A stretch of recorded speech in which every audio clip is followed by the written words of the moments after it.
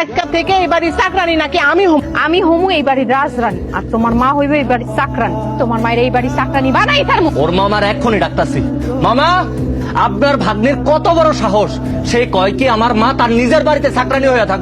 ওর কত বড় কলিজা, ও আমারে কাজের বুয়া বানাইতে চায়। এখন থেকে আপনার নিজের বাড়িতে নিজের কাজগুলো করবেন, যাতে শরীর ভালো থাকবো, মনও চাঙ্গা থাকবে। একটু পরে আমি ভুইলা যামু যে সে আমার মামার শ্বশুর, আর এটা যদি আমি ভুইলা যাই তখন কিন্তু একটা জাতা করে ফেলামু। তোমার মায়ের এই বাড়ির চাকরানি আমি বানাই ছাড়বো, এইটাই ফাইনাল। বৌমা, এইসব খাবার আপনার পেটে হজম হইব না। তুমি কিন্তু আমার ধৈর্যের সীমা লঙ্ঘন করতেছো। এই ছোট লোকের বাচ্চা, তোর এত বড় সাহস, তুই আমার মার সামনে থেকে ভাতের প্লেট কেড়ে নিছ। যার বাড়িতে থাকোস, যার বাড়িতে খাস, তারই কইতাছস জুটা খাবার খাইতে। শিবাড়াবাড়ি করলে এখন এই তরকারির ঝোল আর ডাইল উড়ায় আমার মুখ।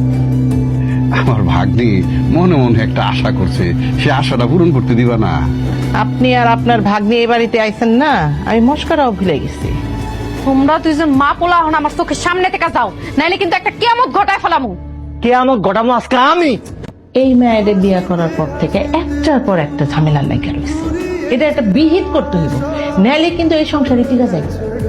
ওর বাপের ডাইকা নিয়ে আয়, সে আইসা একটা বিহিত করুক। তোর বাপের ফোনটা দাও। আপনি এমন করে কথা বলতেছেন কেন? সে তো আপনার শ্বশুর। এ, তুমি পিচ্ছি একটা মাইয়া, এত বেয়াদবি করতে কে শিখছো? হ্যাঁ আব্বা, আব্বা। হ্যালো জামাই বাবুজি, কেমন আছো?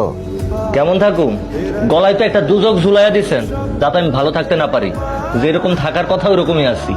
কালকার সকালবেলায় আপনি আমগো বাড়িতে আইবেন, এটা ফাইনাল কথা। আসসালামু আলাইকুম। এই রাখো রাখো রাখো। আর সে তো তোমার মায়ের মতো, যে একটা কথা বলতেই পারে, তাই না বিয়ান সাহেবা? এই, আপনার মুখে এই বিয়ান সাহেব কথাটা একদম ভালো লাগতেছে না। তাইলে আপনার এই বড় মাইয়া এত শয়তান হয়েছে কেমনে? হ্যাঁ, কলা গাছের গোড়া দিয়ে তো কলা গাছই হয়, আম গাছ তো আর হইব। একজন মুরব্বীর লোকে কেমন করে কথা কইতে হয়, এটা কি আপনার আব্বা শিক্ষা দেয় না আপনারে? দেখছেন দেখছেন আপনার মাইয়া কত বড় আহুক আমার পোলার দোকান থেকে, তারপরে আমি দেখা মনে ওরে আসুক, তারপর আপনি আর আপনার পোলা মিলা প্ল্যান করেন আমার কি করবেন। কি হয়েছে আব্বা, তোমার চোখে পানি কেন? মাছ, মাংস তোমার বিয়ে দেওয়ার পর থেকে এগুলো আর আমরা খাইনি। ঋণের যন্ত্রণায় আমার সব শেষ হয়ে গেল। আপনার মায়ের কীর্তিকলাপ সবই তো শুনলেন, এগুলো শোনার পর আপনি নিজেই মাথা তুলে তাকাইতে পারতেছেন না। তাহলে বুঝেন এতদিন আমি আর মায়ের উপর কি অতিষ্ঠ নির্যাতনটা করছে। আপনার মায়ের যদি কিচ্ছু কইতে যাইতাম, তাইলে কইতো কি আমি তার বাপের যৌতুকের টাকায় কেনা গোলাম। আর যদি প্রতিবাদ করতে যাই, তাইলে অত্যাচারের কোনো শেষই নাই। আমার জীবনে সবচাইতে বড় একটা ভুল কি জানেন? মামা রে আঙ্গু বাড়িতে ডাক দিয়ে নিয়ে আসা। আপনি যদি ঠিকঠাক মতো আপনার মায়ের বিচার না করেন, তাহলে কিন্তু আপনার মায়ের এই বাড়ি থেকে বাইর করে দিব। মা একদম ঠিক কথাই কইছে। আপনি যদি আপনার মায়ের উপযুক্ত বিচার না করেন, আপনার মায়ের সাথে আমার সংসার করা সম্ভব না।